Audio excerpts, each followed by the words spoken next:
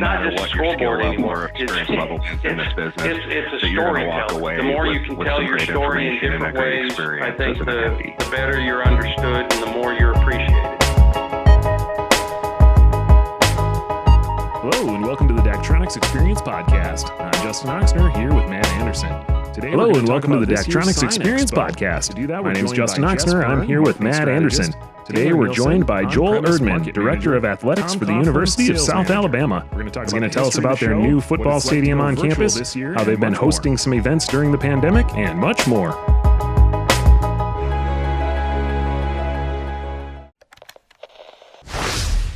We're here today with Joel. Joel, welcome to the podcast. We're going to talk about the Sales Expo. We've got a few different guests with us. And I'm here today with Matt Anderson as well, always joining me down here in the podcast bunker. How you doing, Matt? I'm doing good, Justin. Thanks. And Joel, we'd like to start with, Matt would say, an origin story. You can kind of tell us the history of how you got to be in the position you are with University of South Alabama. Why don't we start with just a rundown of really what that is and I'll try to how we conducted it this year? Sure. I grew up loving education and loving athletics and found my way into coaching college baseball. The goal of the event is really to just originally from South Dakota, a small town called Millbank, found my way into California high school baseball and then into college baseball at University of the Pacific, and then found my way to Mobile, Alabama under Coach Kittrell at the University of South Alabama as a graduate assistant. Went on to Florida State to finish my doctorate in sport management and came back to the University of South Alabama in a faculty role and continued to coach as assistant baseball coach here at South.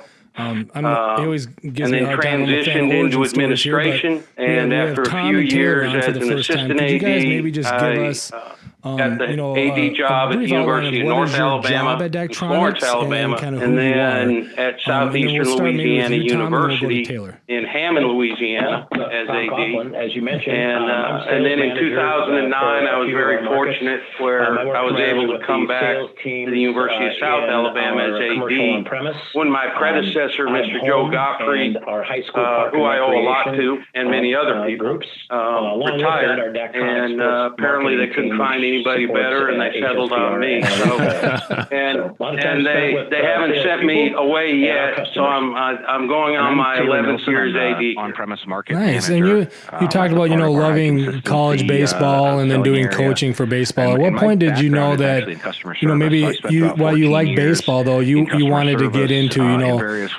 being an athletic director and then in that line of work?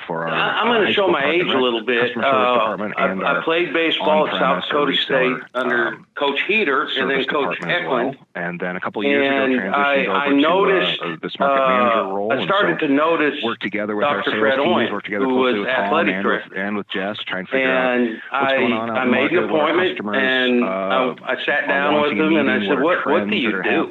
And I don't get it. I just see you around at all the games, and I know you're in charge, and he was very helpful and sparked my interest. And I wanted to coach for a little while. And when I was at the University of the Pacific, just mentioned that this our athletic director was a gentleman by the name of Ted Leland, who came from Dartmouth to Pacific. How many of these have you been to? I did the same thing with Dr. Leland, and got to know him, and he was very gracious with his time. And I said, if I want to be you or something like you one day, what do I need to do? And he gave me some very good advice. And Dr. Leland went on from Pacific and was the athletic director at Stanford for over a decade. And so I kind of, while I was coaching and while I was teaching, I kind of knew that one day I might want to sneak into an administrative role. I wanted to do so at a comfortable pace. And I really enjoyed coaching and teaching, and miss it to this day. But I'm very fortunate to have a vocation and a career. I don't see it as a job. I go to a wonderful place with great people and try to do wonderful things and magically get a paycheck once a month. For any small businesses. I really do. I know it sounds cliche, but I have the greatest job in the world, and I'm very thankful for that. That's awesome to hear that. And thinking, you know, like you talked about going from baseball now up through the ranks, I'll say. But how is it now? I mean, there's multiple different sports you're in charge of. How do you kind of handle now that you have just not one sport, you have all these different ones that you kind of have to, I don't want to say juggle around, but how does that kind of work go for you? Well, Daktronics we here in South Alabama have the very same expectations of every one of our sports, whether it's football, basketball, women's basketball, softball, baseball, track and field, tennis, golf, cross country, volleyball, soccer, whatever it may be. We have the exact same expectations, and if we're going to have high expectations of competing for championships and doing so in a way that makes people proud, being here in person, it is incumbent upon me to provide them with opportunities and resources and give them a fighting chance. So, I see my role as athletic director to be the help of head coaches. And experience our core values when they come here. Some sports might demand a greater deal of attention from society, to solidify that partnership. but and this year, we were value people each and actually every in sport attendance in person, or did we do it a little bit differently? This time it was virtual. I have a bunch of great administrators who I work with who oversee and have certain sports supervision. It was really a successful event. I feel in our organizational structure here in South Alabama, I have a formal administrative oversight of football and men's basketball. In various and our other markets, and 15 kind of curious with the sports sales expo. are supervised from an administrative what are kind of some of the side benefits that people from get some other very skilled I mean, they learn from us, but they also learn from each other, right? So they're all in very good hands, and there's a lot of collaboration, a lot of communication. I think that Jess and Tom I try to be as visible as possible.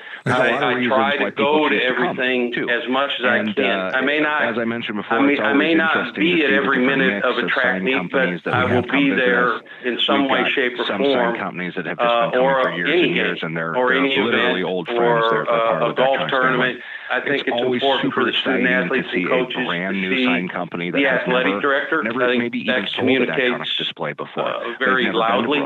And this is their first initiation into this it's not really work. It's supporting and it's nurturing and it's just encouraging. And LED displays, it's not brain surgery and it's not hard, but it does take a little time and effort. In their team. Yeah, you've got a lot going on there. I think there's something like 16, 17 different sports that fall under you there. And I'm curious, do you have all those venues on campus? I believe you just had the new football stadium put on campus. Does that change things for you, or does it make things easier or different for you? Yes, all of our facilities are on campus. From us, they gain knowledge from the people around them. We just moved into Hancock Whitney Stadium, a lot of them are kind of checking us which out. is a beautiful, brand new on-campus football stadium. We previously were playing at a municipal facility in the downtown area of Mobile called Lad People Stadium, which was a wonderful place and very good to us to give birth to the football program. But it was 10 miles away from campus, and we always knew that the day needed to come that if our football program was ever going to realize its full potential, it needed to be on campus and provide that typical traditional on-campus atmosphere that goes beyond game time. It's pre-game, it's the day before the game, it's the week before the game, and it's post-game. And so, getting it here on campus was really that people do come back a moment of transition and proud accomplishment. It is exciting when we have along with the stadium proper, we have an administrative building that has 4 stories. So from an administrative point of view, all of our 120 some odd administration staff from all areas throughout the department, academic services, compliance, external units, communications, et cetera, for the first time ever, we're all in one building at one time. And I think that speaks to enhancing unity and cohesion and a synergy, if you will. So I think being able to be on campus has benefits that we're still realizing and will realize for many years. Definitely not having everyone spread out like that. Like you said, I think 10 miles away for the old place where you played. So something I'm always curious about too, though, I mean, when you first found out that you were able to have a stadium back on campus, how many years does that take? Because I know there's so many moving parts, right? There's the design of the stadium, the land, where's it going to go? There's so many different things, but I mean, that whole process takes several years, right? Yeah, we gave birth to football in 2008 and played our first game as a non-varsity club, basically, in 2009 and 2010. And then we began a 2-year transition to the Football Bowl subdivision, and we're bowl eligible, if you will, for the first time in 2012. Part of the reason why we have a range of different topics or sessions. And so we're not new anymore, but we're still relatively young. Of different learning areas. We do try to from avoid the first lingo. Football game, the never-ending question at every speaking engagement, and casual conversations with alumni and sponsors and donors and students, it was, when you're going to get on campus, when you're going to get on campus, when are you going to get on campus? And what it means is that for the in approximately 2015, our president, Tony Waldrop, allowed us a small working group of about 7 to 8 administrators, trustees, and architects / engineers to really start to dig in. And they never go home empty-handed. They number one, perform a financial feasibility study, really understand what we could afford in a conservative and reasonable way, and what our market would bear and support over the long term, whether you're winning 8 games or 2 games. You know how that works. And our traditional format. Along with that, we started to visit many stadiums that were recently built or significantly renovated throughout the country. What your skill level or experience level. So the stadium we built really is an exercise in. And you mentioned the format is a 2-day format. Can you go into how that format plays out in some of the topics that we cover? And plagiarizing, which I'm very good at. Coming up with what's on the cutting edge, and we think we sell Daktronics products. We gathered the concepts that we wanted to emphasize. Yeah, I can talk about our schedule. Then we interviewed various architectural firms to see who was the best fit for us, and then we started to piece everything together. And outside on the front end, we started with a budget and then instructed the architect to stay within that budget rather than letting an architect say, hey, listen, this is our concept, go to work, and then give us the bad news on the back end. That we want to highlight. So we started with a budget, and every step of the way, we made sure that we're staying where we need to stay financially, and that took about 2 years. It really did. And the guiding concept that we used was we wanted to be a very user-friendly stadium from both the student, athlete, and team perspective. In addition, we wanted to be broadcast-friendly, so whether it's television, streaming, radio, whatever medium it might be, we wanted to make sure when those people come to Hancock Whitney Stadium, it's user-friendly, they enjoy it, and they want to come back if they have a choice. And then we wanted to make sure our customers and the fans that were buying tickets were having a great experience. And what the sure angle we used on that was to understand that the customer behavior in 2025 is much different than 2005 and even 2015. All-in-one visual of those products. And that the number of customers who will buy a seat at a football stadium and want to sit and watch a football game for 3 to 3.5 hours, they're still there, but their numbers are dwindling a little bit.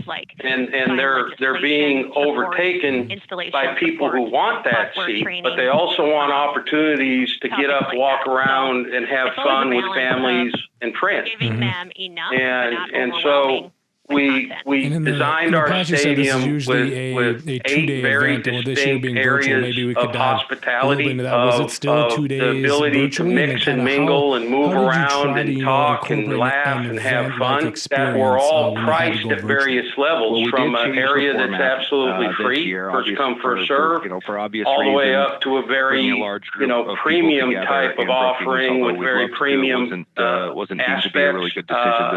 And so I think we really hit our sweet spot. The unfortunate nature of this, though, is we opened up this stadium on September 12th, which is very socially oriented and meant to have fun, and we're in the midst of the most antisocial pandemic in the history of the world.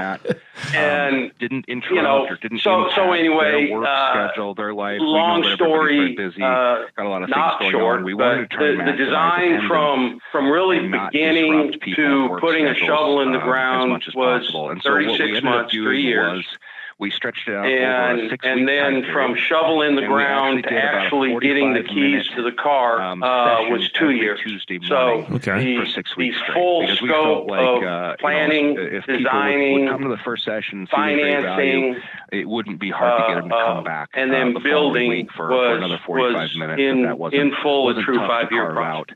Wow, that's it just shows how much detail and planning goes into this. So much. And along that way, had you had previous experience with Daktronics, or when did Daktronics come into that process?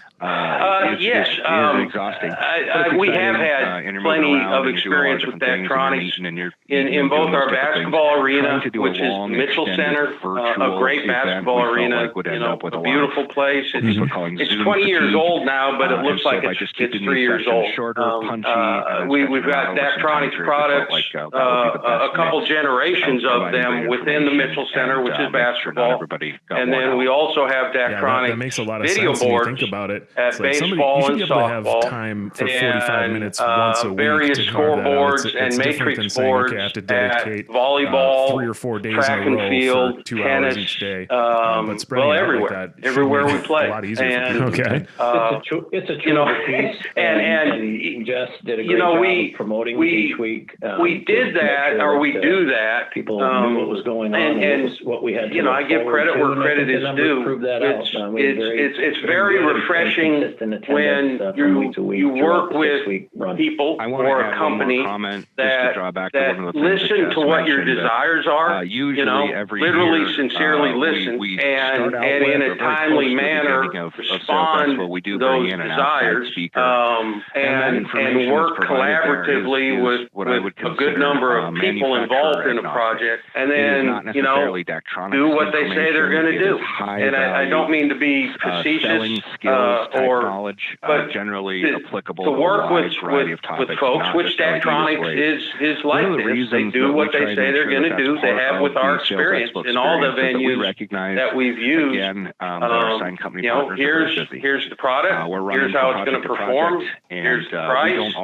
Here's the installation time frame. Here's the maintenance plan. And when there are things that need to be addressed over the years of use, so we want to make sure that the value that we need to be enhanced, they're enhanced, and they're fixed, and also or they're replaced, and it's done so in a very professional way. So our experience with Daktronics has been entirely positive in nature. And that's kind of at get all people start off, I'd say, Awesome. right And on then the right thinking foot about, at the we're beginning of this, right? It's kind of about talking about the new football stadium. You're on campus this year. You're opening it, like you said, during one of the most antisocial pandemics we've ever had. We did hire maybe just talk a little bit of what has it been like, because you have new video displays there. I think we have a new end zone, some new ribbons, a scoreboard, and even an audio system. How have those products maybe helped with the events that you have had during this time?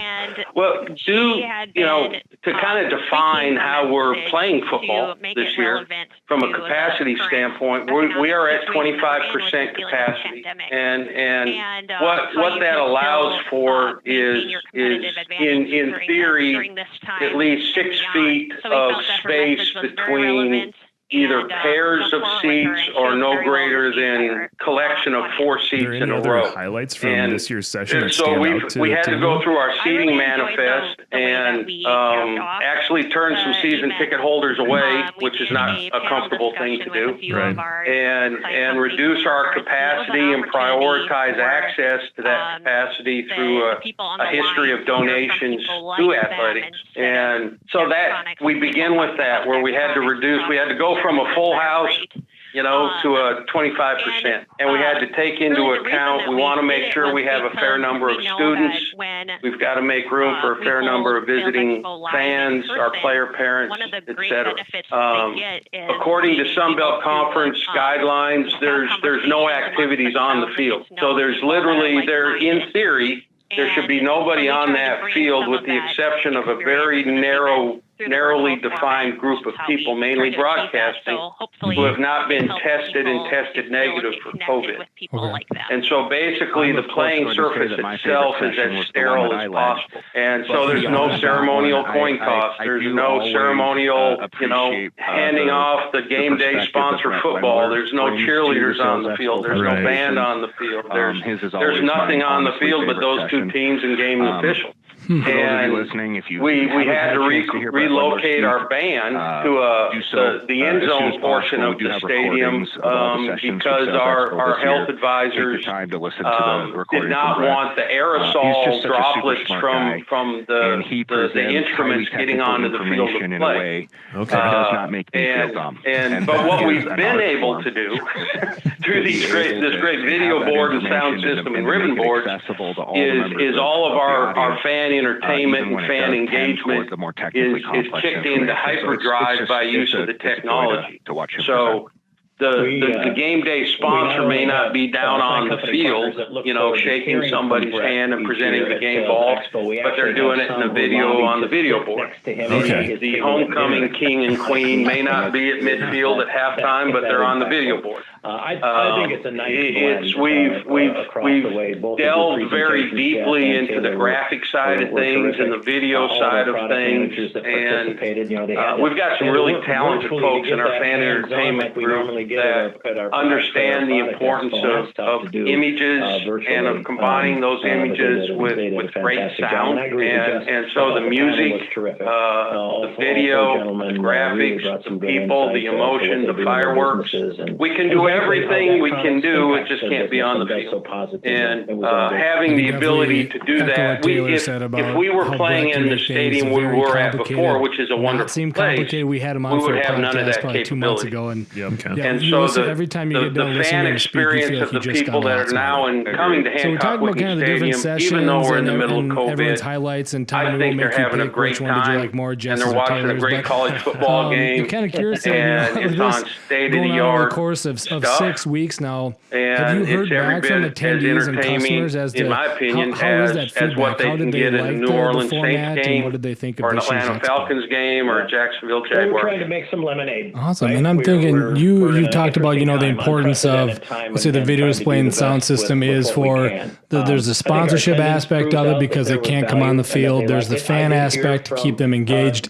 And then something I've kind of heard a couple times from other colleges so far too that have had games is the importance of communicating to fans, right? So I think I've seen some of the pictures too of our video board at one of your events too, and it's they have to tell people what are they supposed to be doing for protective measures. Is it make sure to wear a mask, stay on your assigned seat? So maybe just talk a little bit about the importance of having to communicate to fans. I mean, you have a new stadium, but they need to know what to expect too, right? While they're there. Yeah, absolutely. And it's not done in just a kind of blasé, sterile PA. I was just going to ask, what was the plans for next year? Did you have high hopes for it's for done next in year? a way that I think is more meaningful. At Daktronics, if people get to visit for next year.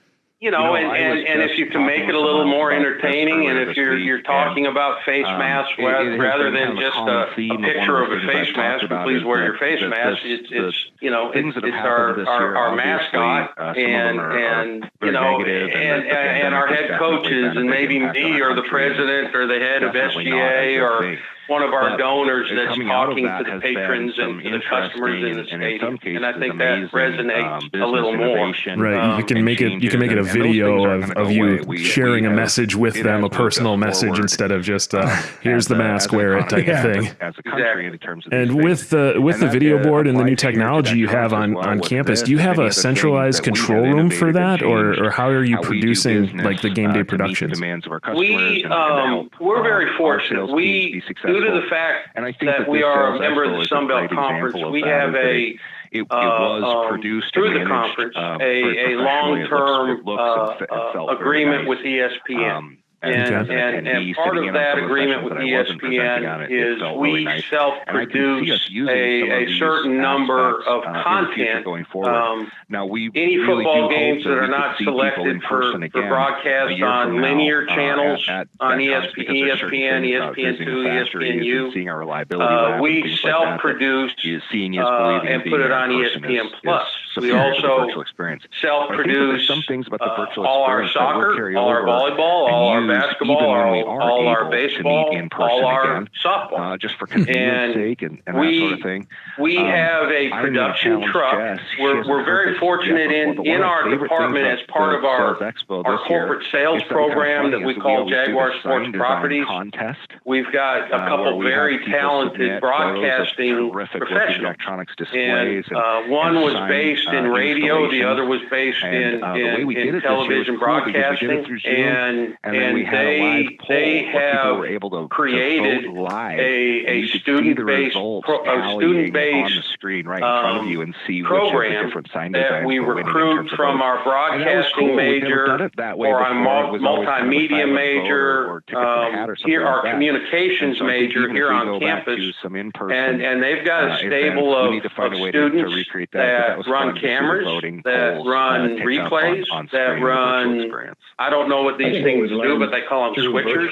Okay. We can extend. You walk into our broadcasting trailer, whether it's football for ESPN Plus or basketball or baseball or whatever, and you've got 5 or 6 students that are running the broadcast. And they are fed by 5 to 7 cameras that are being run by students. And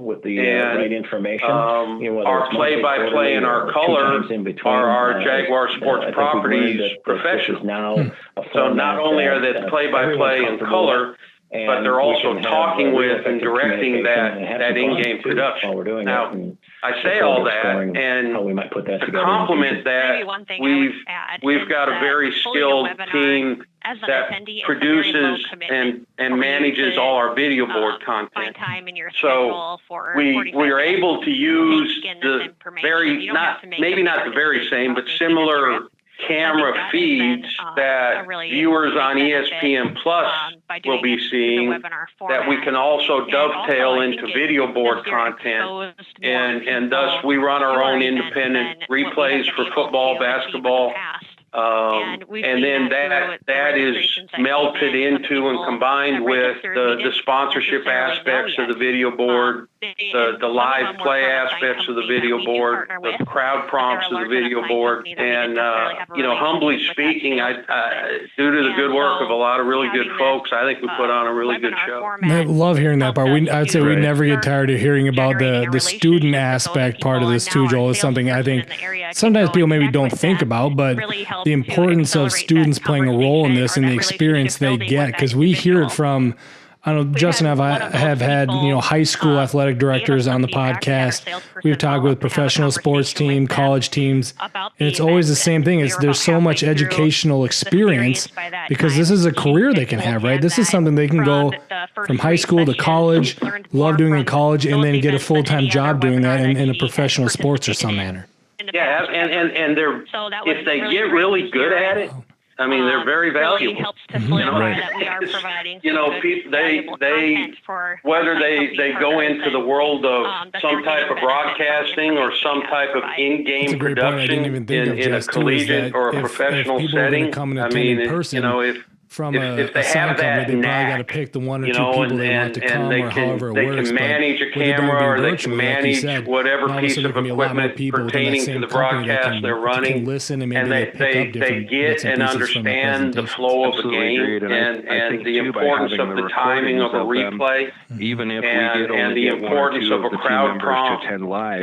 There's a lot of art to it, and there's a lot of feel to it. And you can go into stadiums, in my opinion, and just observe, and you can say, man, they got a really good crew here. Whoever's doing this is on point. You mentioned recordings. You know what I mean? They're on that time. People can go and look at if they weren't able to register, or people that did register maybe wanted to go back and recap the session they saw earlier. And instructors. And if they take advantage of the opportunities, there can be some doors open for them.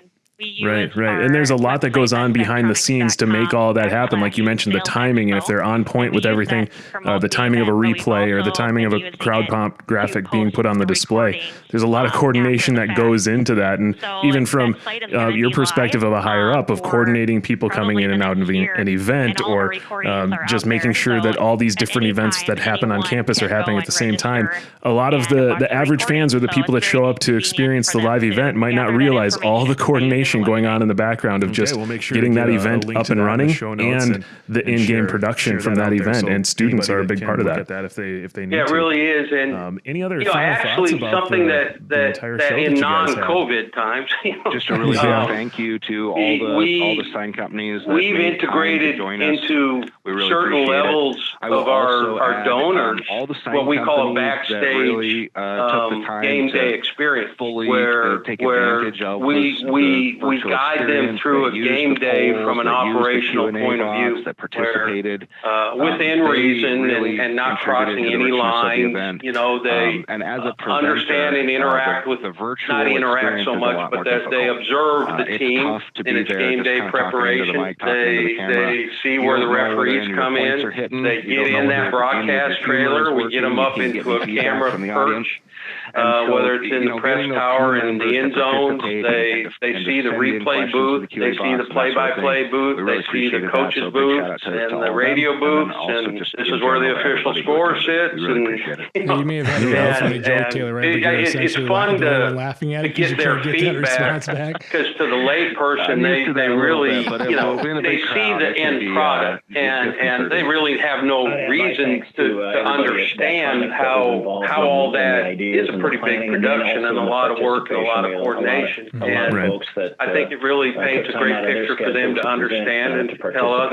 It seems like you really met one of your goals you had mentioned too when first looking at getting the stadium was to make sure it was broadcast ready and being able to do a lot of these things. It seems like it's matching up very well. If I can go back to maybe thinking about, those initial steps of when you were looking at what you wanted in the stadium, we talked about you looking to have architects and talking about the budget you had. When it came to the video display, I'm kind of curious, how does that process go? Because are you thinking different sizes, what types it should be? Kind of walk me through maybe what was it like purchasing the video display part of it?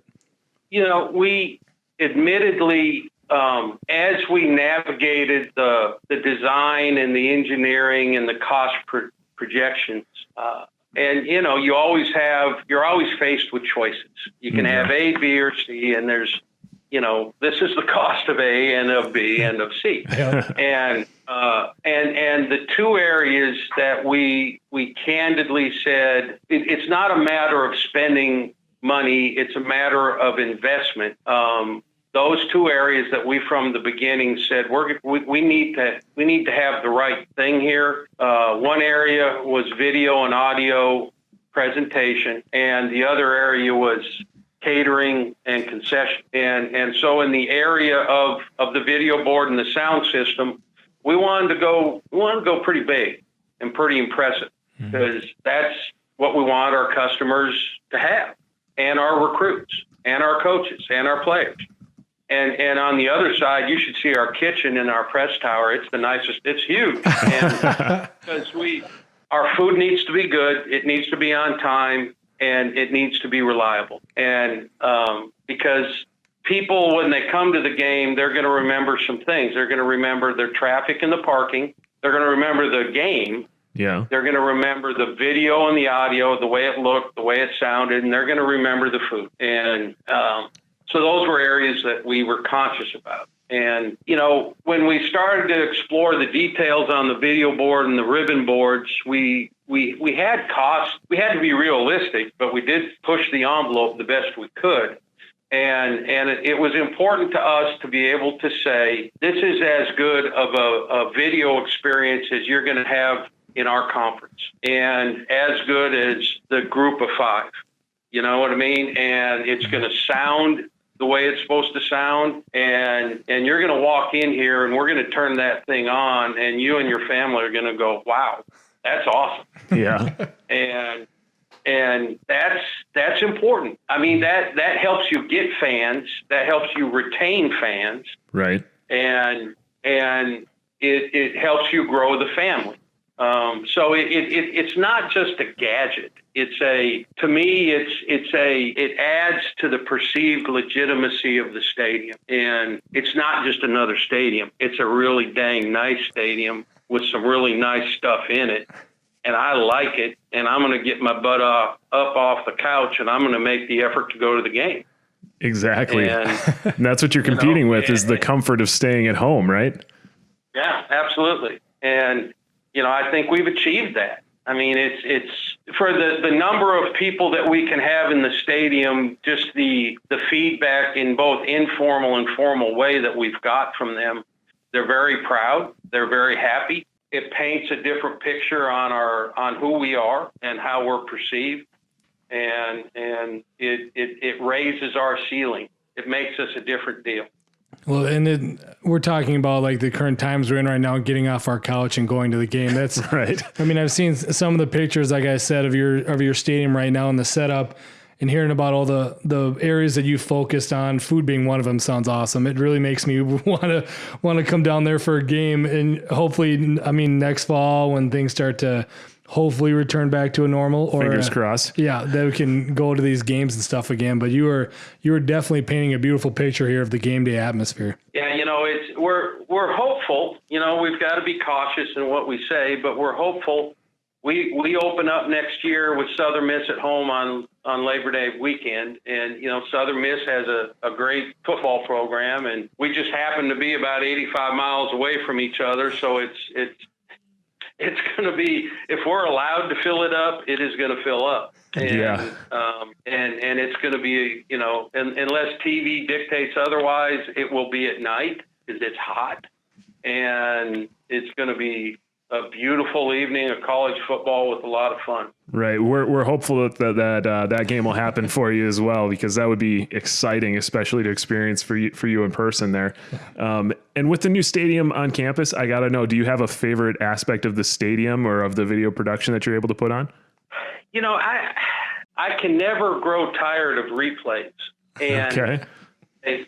And especially if our camera people and if our replay person is on point, and we can provide the customer with a couple angles at an important play, whether it's a great play or a big hit or maybe even something that is being reviewed. I keep telling our folks, and they understand, and what people sitting at home watching the game on TV get, the people that have paid money and gotten off the couch and came to Hancock Whitney Stadium, they need to get that or better.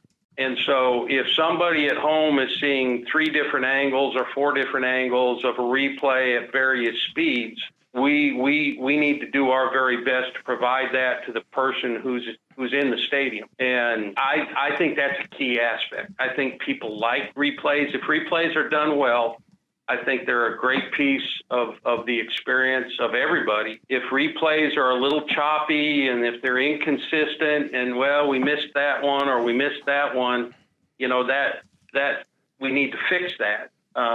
So me personally, I think replays are very important. I also think when we're during a timeout or something of that nature to use the video board and the ribbon board to communicate who we are and what our culture is, so people continually grow to understand Jaguar athletics and the University of South Alabama and what does it mean to be a Jaguar and what does it mean to be a student and alumnus of this great university and the great city we're in, Mobile, Alabama. And so I think we do a pretty good job at storytelling and